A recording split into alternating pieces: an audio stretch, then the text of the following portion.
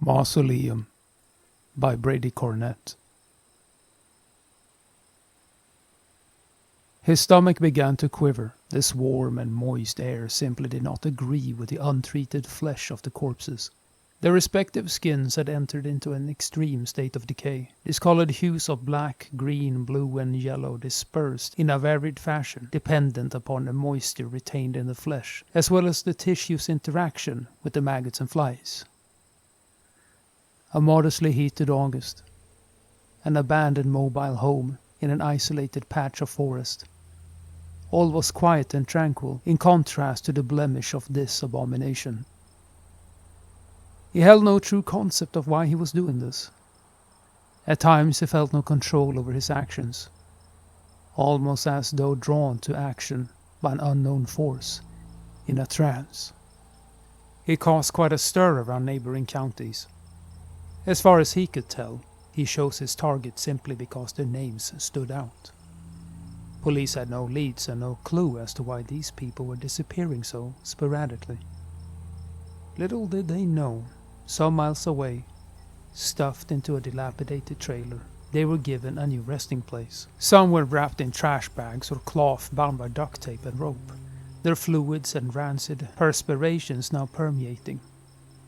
Some happened to be stuffed within hollowed-out mattresses picked up along curbsides. Their once yellowed fabrics now crimson, brown, and moldy black. One particular body, once belonging to a Melinda Blair, received a particular treatment. Her body was wedged between two pieces of plywood, poorly bound by a thin and worn tarp. She was his favorite.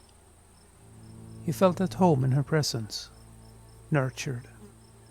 In fact, he would often unwrap the tarp from the wood and lift the plywood to reveal her disgraceful condition. He'd gaze into her eye sockets longingly, a sense of fulfillment entrancing him. Though the deteriorating folds of her face wouldn't suggest in her present state, she was a beautiful woman when she possessed her pulse.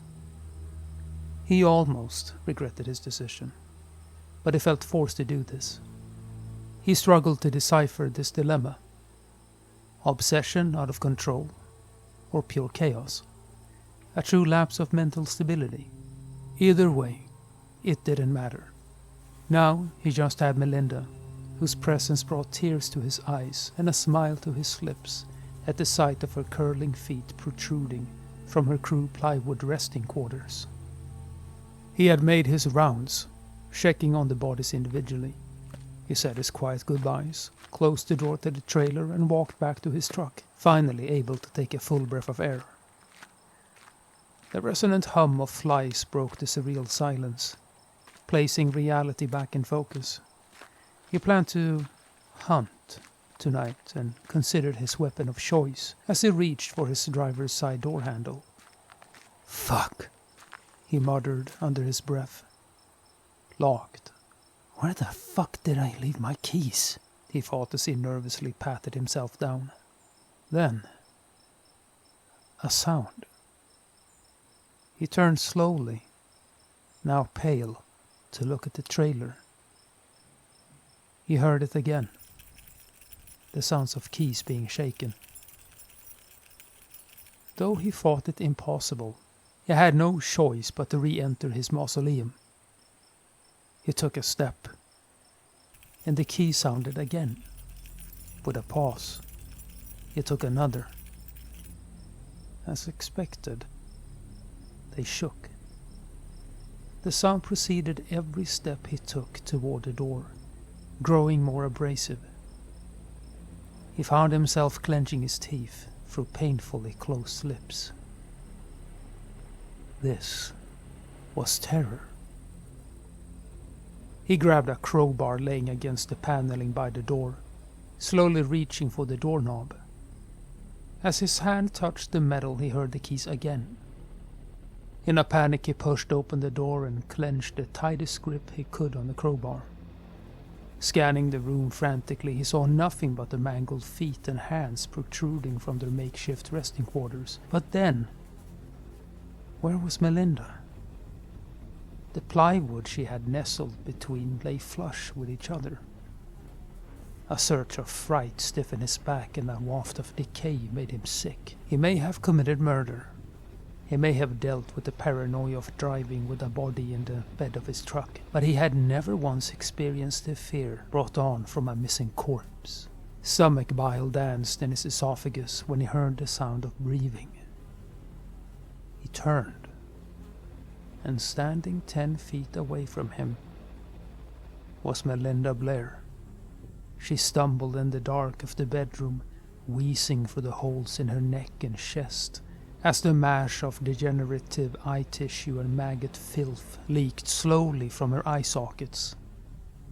In what remained of her left hand, she held his keys. He stood frozen. She sprang at him, yelling in a distorted wheeze, "Why did you do this to me?" She knocked him back into the pile of corpses, their skin and muscle tissue like mush against the back of his head. She grabbed his throat, with bone and nail digging into his flesh. The sound of the flies intensified.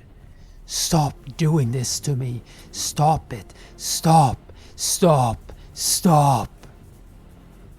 Her jaw dislocated, releasing the liquefied remains of her innards upon his face. He immediately attempted to vomit, but choked as her nails sank deeper and deeper into his neck. She drew back her hand, angling her index and middle fingers.